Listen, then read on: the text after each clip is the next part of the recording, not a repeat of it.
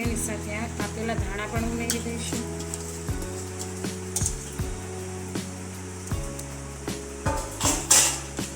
અને સરસ રીતે મિક્સ કરી લઈશું.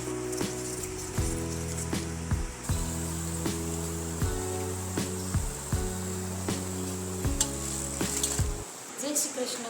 તો આજે આપણે બનાવવાના છે ભજીયા.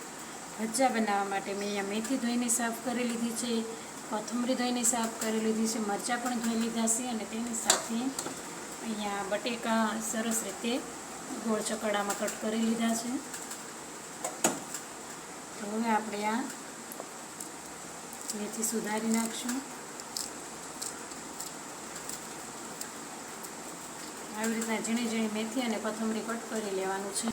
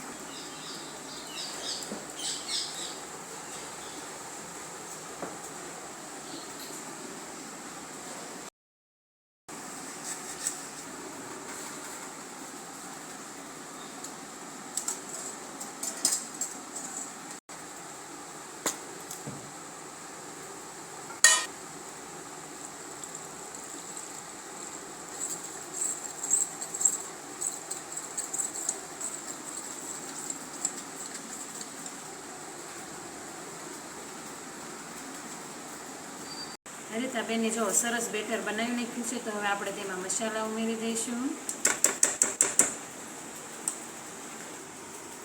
મીઠું સ્વાદ પ્રમાણે, ધાણા જીરું,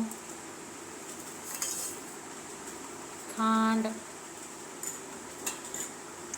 લાલ મરચું પાવડર અને વઘાણી તો ખાસ ઉમેરવાની આદુ મરચાં લસણની પેસ્ટ. આ બધું આપણે સરસ રીતે મિક્સ કરી લઈશું. આપણે સરસ રીતે મિક્સ થઈ ગયું છે.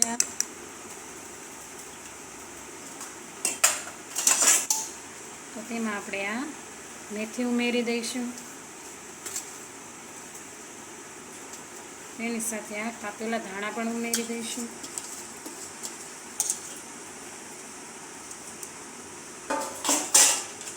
અને સરસ રીતે મિક્સ કરી લઈશું.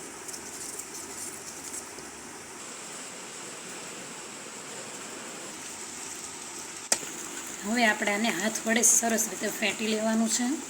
આપણે તેમાં ખાવાના સોડા ઉમેરી દઈશું અને તેની જ ઉપર આપણે આ લીંબુનો રસ ઉમેરી દઈશું અને સરસ રીતે મિક્સ કરી લઈશું.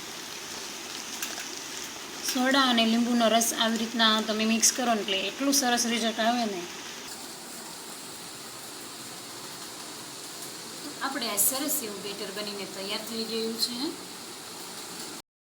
રીતાબેન ચટણી બનાવી રહ્યા છે.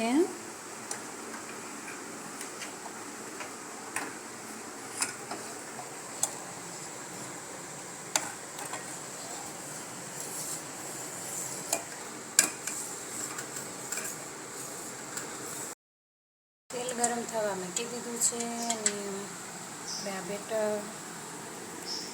બટેકાના ભજીયા, મરચાંના ભજીયા.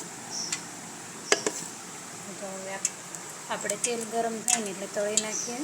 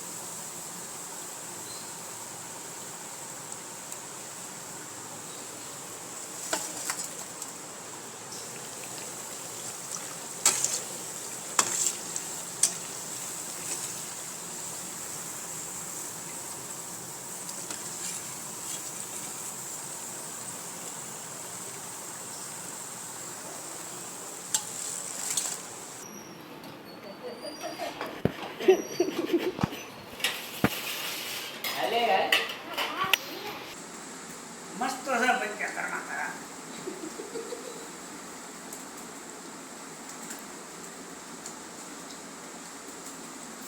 જો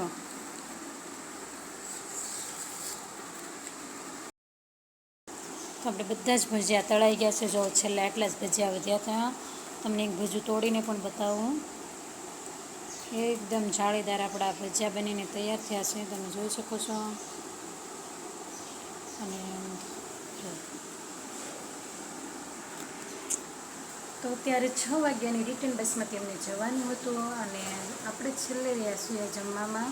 અને જો તમને અમારો આ ભજીયાનો વિડીયો ગમ્યો હોય તો લાઈક, શેર અને સબસ્ક્રાઈબ કરવાનું ભૂલતા નહીં. તો મળીએ અને નેક્સ્ટ વિડીયોમાં ત્યાં સુધી આવજો.